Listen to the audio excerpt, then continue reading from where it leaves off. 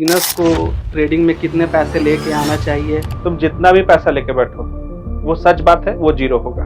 Maximum time ये seller का market होता है। ठीक है, जहाँ से बाई किया वहां से मार्केट नीचे आ जाता था। ठीक है, लिए आपको दो बात का ध्यान रखना पड़ेगा। इसके लिए पहला बात, आप मार्केट में जब वो जो चार्ट बनता है तो उसमें टॉप एंड बॉटम कैसे पकड़े?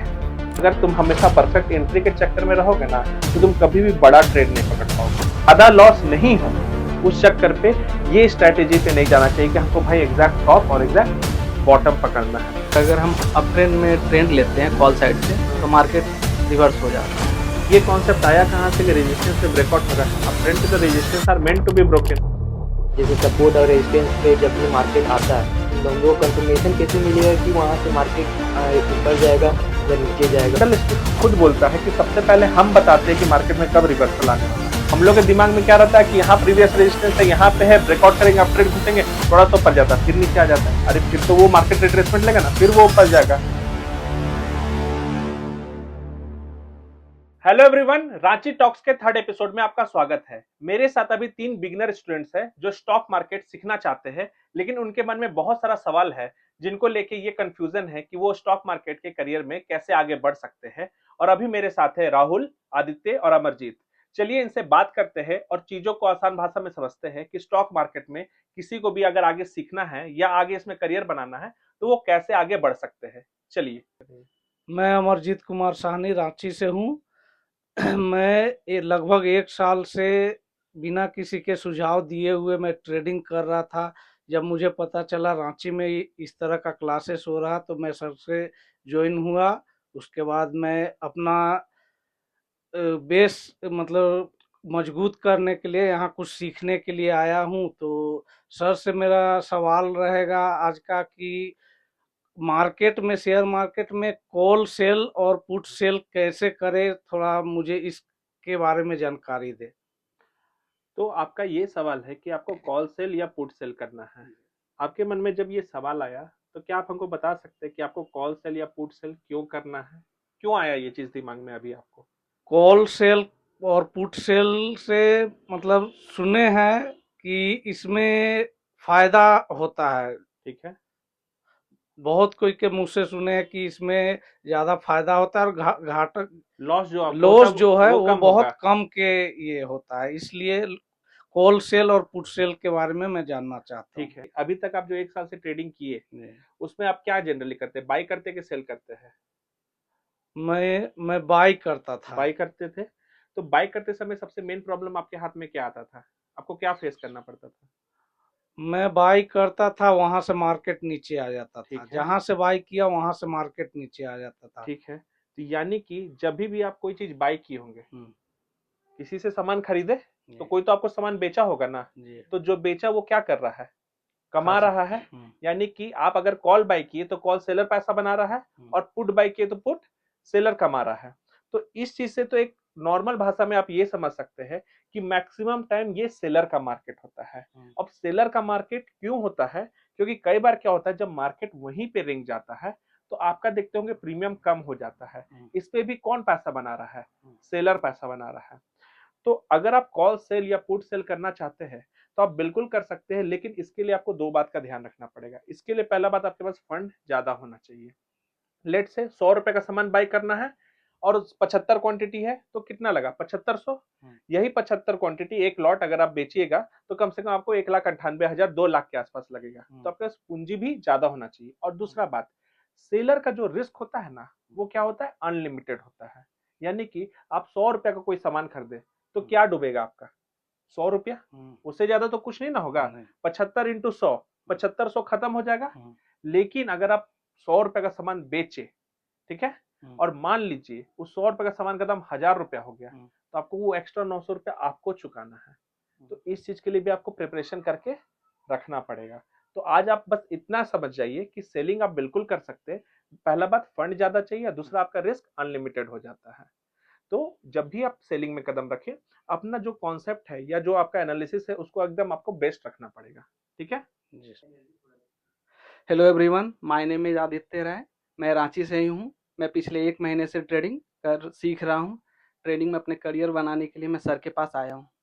सर, मेरा पहला क्वेश्चन ये है कि बिगिनर्स को ट्रेडिंग में कितने पैसे लेके आना चाहिए और कौन सा ट्रेडिंग में मतलब अपने स्टार्ट करना चाहिए, जैसे स्विंग ट्रेडिंग हो गया, इंट्राडे ट्रेडिंग हो गया या फ्यूचर हो गया सर, किसमें पहले ट्रेडिंग करना चाहिए सर? ठीक है, तुम अभी अपने बारे में सोचो। अभी जस्ट तेरा आए हुए कितना दिन हुआ होगा? 15 दिन हुआ है। जी सर। तो अभी तुम्हारे दिमाग में है कि अभी हमको कुछ पैसा लेके बैठना है, कि अभी पहले दिमाग में क्या है कि इतना दिन में क्या समझ में आ रहा है कि कुछ सीखना है, कि उसके बाद कुछ पैसा लेके बैठेंगे?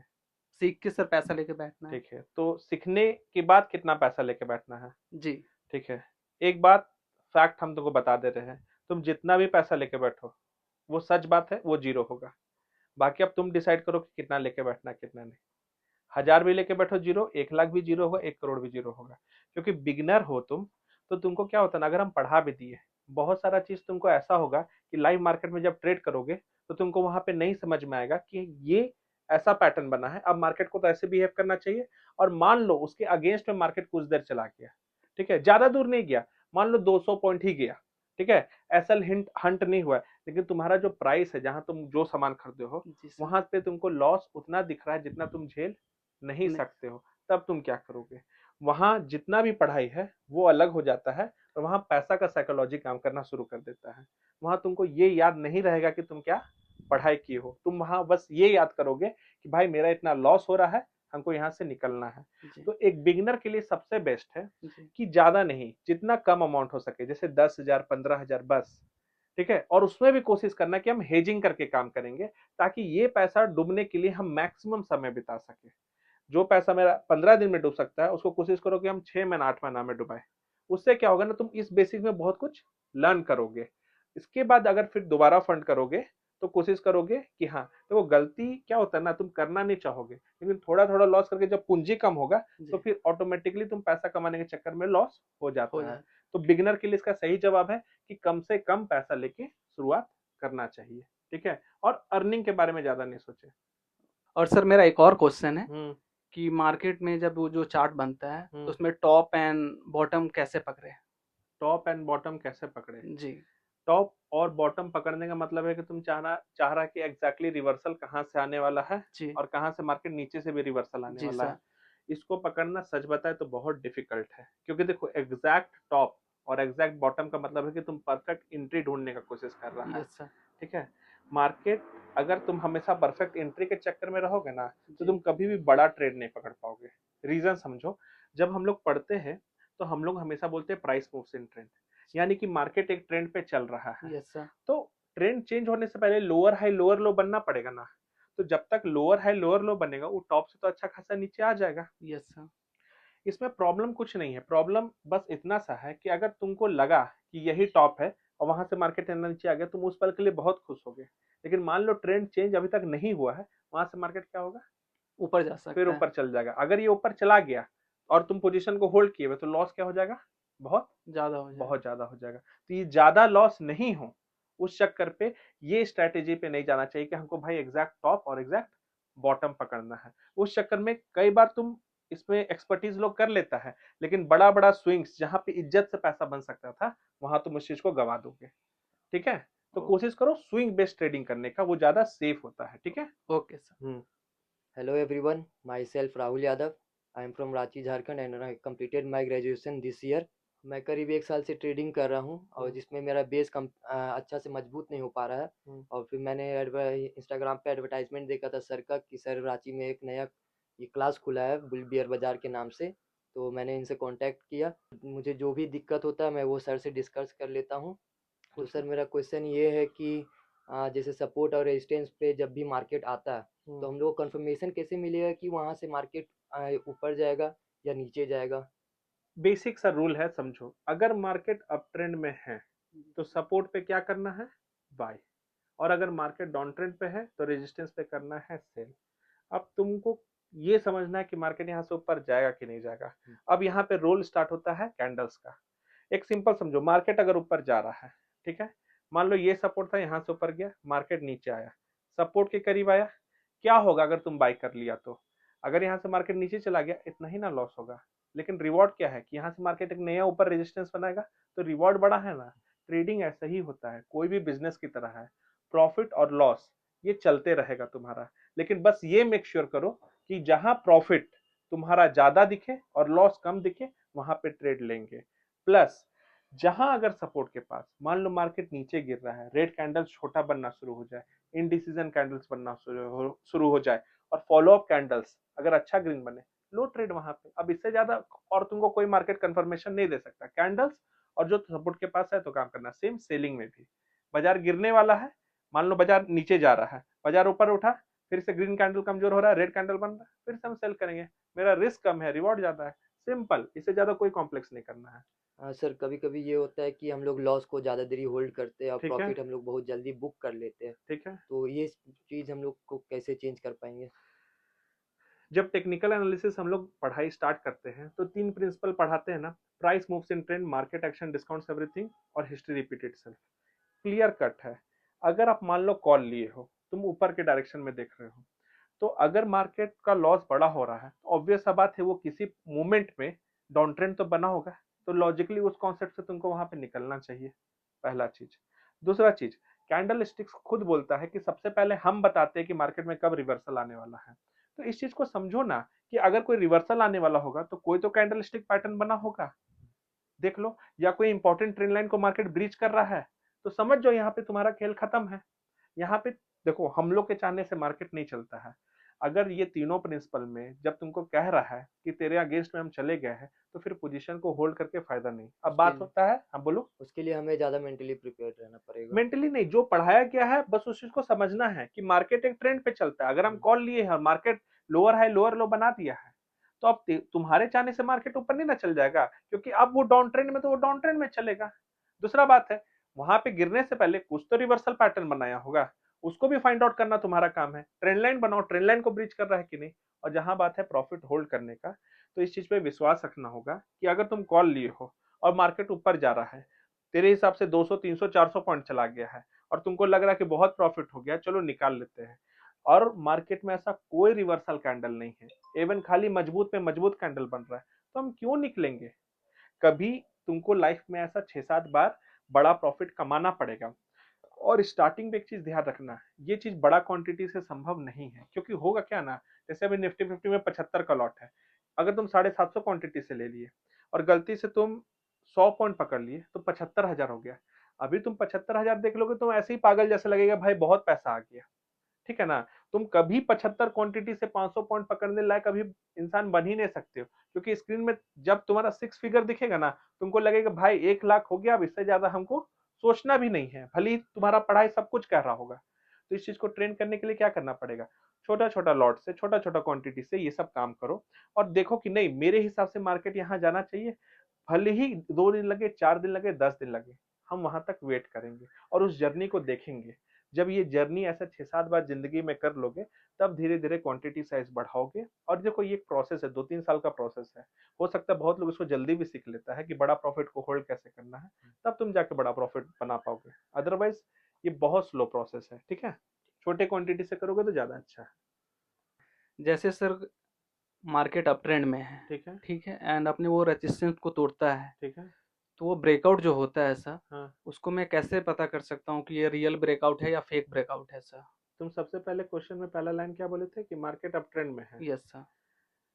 नहीं, एक और है सर कि जैसे कि मार्केट अप ट्रेंड में ही है हाँ, एंड रेजिस्टेंस के पास जाता है, वो अपने ब्रेकआउट भी करता है, हाँ, और अगर हम अप ट्रेंड में ट्रेंड लेते हैं कॉल साइड से, हाँ। तो मार्केट रिवर्स हो जाता है। तो एक बात बताओ, अप ट्रेंड पे है मार्केट, यस तो सर। तुमको ट्रेड कहाँ लेना है, सपोर्ट के पास कि रेजिस्टेंस के पास। और ये कॉन्सेप्ट आया कहाँ से कि रेजिस्टेंस पे ब्रेकआउट हो रहा है। अप ट्रेंड पे तो resistance are meant to be broken, उसको तो तोड़ना ही तोड़ना है। अगर तुम अच्छा काम कर रहे हो जिंदगी में, तो हर नया ऊंचाई ये करोगे ना कि अपना प्रीवियस ऊंचाई पे आके डगमगाने लगोगे। अगर तुम मान लो तुम क्रिकेटर हो, तुम अच्छा बैटिंग कर रहे हो, तो ये एक्सपेक्टेड होता है कि अपना हाई स्कोर वो आगे वाला मैच में तोड़ेगा, कि ऐसा होगा कि पिछले बार 155 में आउट हुआ था, 155 में आके वो हिलने डुलने लगेगा। ऐसा नहीं होगा। नहीं हो। तो ये चीज समझना, ये हम लोग के दिमाग में यहाँ बन गया है कि रेजिस्टेंस है वहां पे मार्केट जी। रुकेगा। अरे भाई मार्केट अगर अप ट्रेंड में है तो सपोर्ट पास आए, अब बाय करो। हम लोग के दिमाग में क्या रहता है कि यहाँ प्रीवियस रेजिस्टेंस है, यहाँ पे है, ब्रेकआउट करेंगे, अप ट्रेंड घुसेंगे, थोड़ा सा ऊपर जाता है, फिर नीचे आ जाता है। अरे फिर तो वो मार्केट रिट्रेसमेंट लेगा ना, फिर वो ऊपर जाएगा। सपोर्ट पर आता है ना, तो डर क्यों लगता है, तब मार्केट नीचे आ रहा हो, तब डर लगता है कि मार्केट नीचे जा रहा है। तुम लोग क्योंकि स्विंग नहीं देख रहे हो, स्विंग देखो ना। स्विंग देखोगे, सपोर्ट पास आए, बाय करना है। आज भी हम क्या किए थे, नीचे आए तो बाई किए, जी सर। हुआ ना काम, ट्रेड हमको मिला 137 में लिए थे जो आज का हुआ था, लास्ट में 185 में निकले, या अब इससे ज्यादा क्या चाहिए, जबकि हम इतना लेट एंट्री किए तो भी कॉल पे आपका जाके पैसा बना। जी तो थोड़ा सा समझना है इस चीज को कि जब मार्केट आज गिरा था आधा घंटा के लिए, वो आपके लिए बाइंग इन अपॉर्चुनिटी था, क्योंकि मार्केट अब ट्रेंड पे है, तो हर सपोर्ट पे आप बाई कीजिए। एंड सर अपने रिस्क एंड रिवॉर्ड को कैसे? सिंपल सा बात है, इस पे देखो दो तीन चीज है। लॉजिकली पढ़ाई तुमको क्या सिखाता है कि अगर मार्केट अप ट्रेंड पे जा रहा है, जी। ठीक है, जो बड़ा वाला ट्रेंड है जिसको हम लोग कहते हैं प्राइमरी ट्रेंड, दो तरह का ट्रेंड होता है, प्राइमरी और secondary. Yes sir. Secondary retracement को बोलते हैं, प्राइमरी मेन ट्रेंड को बोलते हैं। तो अगर प्राइमरी ट्रेंड का मार्केट फिबोनाची अगर 50 या 61% रिट्रेसमेंट ले लेता है, जी सर। ठीक है, तो वो एक आइडियल जगह होता है मार्केट का एंट्री बनाने का। क्यों, वहां पे हमारा रिस्क क्या रहता है, 30 से 35% का रिस्क रहता है, और रिवॉर्ड क्या होता है, एटलीस्ट ये 60% तो मिलेगा 60%। ही, और उस रेजिस्टेंस के ऊपर भी जाएगा बाजार, तभी ना वो अप ट्रेंड यस कहलाएगा। सर। तो वहां से भी हम मान के चलते हैं कि भाई हमको 15-20% आराम से मिलेगा। जी तो हमको 80% के आसपास हमको क्या दिख रहा है कि मेरा चांसेस है कि हमको मार्केट प्रॉफिट दे सकता है, जी रिस्क क्या है 30% का, तो हम यहाँ पे ट्रेड लेंगे। अब कई बार क्या होता है कि वहां से मार्केट अचानक से रेट बना दिया, तो वो हमारा मतलब एक तरह का समझ लो कि किस्मत अच्छा नहीं है, लेकिन अभी भी ट्रेंड चेंज नहीं हुआ है। ये आपको रिस्क अपेटाइट से समझना है। और क्या है, ये तो एक नॉर्मल हो गया। इसमें कई बार क्या होता है कि मार्केट में अगर कुछ ऐसा नेगेटिविटी आने वाला है, या मार्केट मान लो 3-4 दिन से साइडवेज चल रहा है, तो इस चीज को समझो ना कि 3-4 दिन से साइडवेज चल रहा है तो कोई बड़ा मोमेंटम नहीं हो सकता है, ठीक है ना, क्योंकि 3-4 दिन साइडवेज हो गया तो बाजार में तो जो आदमी लोग हैं वो दोनों तरफ तो पोजीशन बना लिए होंगे ना, जी सर। तो वो थोड़ा सा ऊपर जाके फिर वो अचानक से नीचे आ जाता है, तो थोड़ा सा साइकोलॉजी भी समझना जरूरी है। एंट्री लेने के लिए सर हमें क्या क्या चीज़ को देखना होगा? जैसे आप कैंडल स्टिक बोले थे कि देखने हम्म के लिए, हम्म एंड और क्या क्या देख सकते हैं एंट्री लेने से पहले सर? बाजार में कभी भी एंट्री लेने से पहले एक बेसिक चीज का ध्यान रखो कि अगर मान लो तुम अभी हमसे बात करते चलो जैसे शेयर्स खरीद रहे हो, तो उसमें मेन फोकस क्या रखना कि हमको बाजार अप ट्रेंड में है कि नहीं। जी और सर। ट्रेडिंग कर रहे हो तो उसमें तुम कॉल और पुट दोनों साइड पोजीशन बनाना चाहते हो, यस सर। तो पहले मेक श्योर करो कि ओवरऑल एक मेजर ट्रेंड क्या है, ठीक है। जैसे जी एनालिसिस करो कि डेली चार्ट में मार्केट का ट्रेंड सर, क्या है। तो ये जो आप ओवरऑल ट्रेंड देखने के लिए जो बोल रहे हो, हाँ, तो ये कितने मिनट के या कितने आवर के सबसे टाइम वही फ्रेम डेली पे डेली से देखना पहले चाहिए? शुरू करो, ओके। क्योंकि अभी तुम लोग के पास ऑप्शन क्या है, तुम लोग वीकली ट्रेडिंग भी कर सकते हो। यस। ऐसा तो हमको शायद ही कोई मिलता है कि सर अभी हम पोजीशन ले रहे हैं नेक्स्ट महीना का, ऐसा तो कोई अभी हमको नहीं बोलने वाला मिला है। सबका क्या रहता है, या तो इस वीकली एक्सपायरी करेंगे, और बहुत हाथ में टाइम रखेगा तो क्या करेगा, मंथली एक्सपायरी खेलेगा। Yes sir. तो डेली चार्ट में अगर कभी भी एनालिसिस करते हो तो वो तुमको 15-20 दिन का ओवरऑल व्यू देता देता है। 15-20 दिन ही ट्रेडिंग डे होता है एक महीना में, तो हम डेली चार्ट देखेंगे। डेली चार्ट से हमको एक ओवरऑल नजरिया पता चल गया ना कि जी। बाजार का मेजर ट्रेंड क्या है। जैसे अभी तुम देखे ना निफ्टी 50, निफ्टी बैंक बहुत अचानक से ऊपर चला गया, यस लेकिन सर। पता चलेगा कि निफ्टी बैंक निफ्टी 50 तो ओवरऑल डाउन ट्रेंड में है, यस तो सर। पता चलेगा कि जो नीचे गिरा है उसका वो रिट्रेसमेंट ले रहा है, फिर गिर जाएगा। तो सर अभी बाजार अप ट्रेंड में था तो क्यों गिरा, अरे डेली चार्ट भी देखो। ये भी तो समझना है कि डेली चार्ट का डाउन ट्रेंड में है, जी। उसका वो रिट्रेसमेंट पूरा कर रहा होगा और फिर बाजार गिर गया। जी। आप तो सब बताए थे कि बाजार अप ट्रेंड में है, कोई नेगेटिव नहीं बना, क्यों इतना बाजार अचानक से गिर गया। तो इस चीज को समझना पड़ेगा कि बड़े टाइम फ्रेम का रेस्पेक्ट ज्यादा होता है, इसलिए जब एनालिसिस करते हो ना तो हर कुछ को व्यू में रखना पड़ता है। सिर्फ हम लोग ऐसा नहीं कि 30 मिनट 15 मिनट देख रहे और वहीं से काम हो जाएगा, डेली को भी दिमाग में रखना पड़ेगा। जैसे आज क्या हुआ, inverse head and shoulder pattern बना, यस तो सर। लगभग ये पैटर्न कंप्लीट हो गया था, तो इसलिए आज मार्केट एक इतना अच्छा जंप दिया। तो ये चीज समझना है तुमको, ठीक है ना, तो इस चीज को दिमाग में रखना।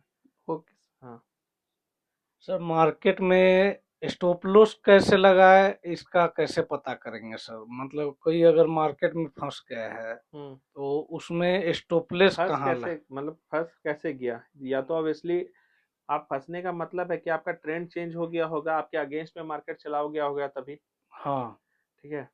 देखिए सब चीज का हम ये वाला जवाब बार बार देते हैं कि आप हमेशा ट्रेंड के साथ रहिए।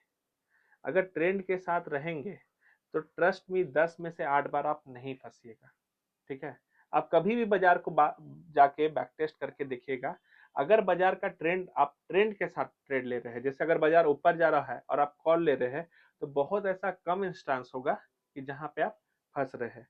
अच्छा, फंसने से एक चीज हमको और याद आया, एक चीज आप लोग तीनों को बता दे रहे, कभी भी इन फ्यूचर ट्रेडिंग कीजिएगा, पुट साइड पोजीशन बनाने का कोशिश थोड़ा हमेशा कम कीजिएगा।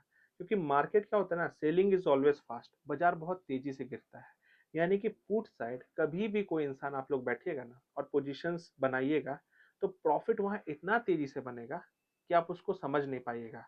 मतलब अभी 10,000 लगाया, हो सकता है वो 50,000 बन जाएगा, लेकिन कॉल साइड ऐसा नहीं होता है। तो आप ही अगर आप देखिएगा अपना हिस्ट्री, अगर आप कभी भी फंसते होंगे ना तो पुट साइड आप ज्यादा फंसते होंगे। कॉल तो देर सवेर हो सकता है, आज नहीं तो कल आपको रिजल्ट दे देता है।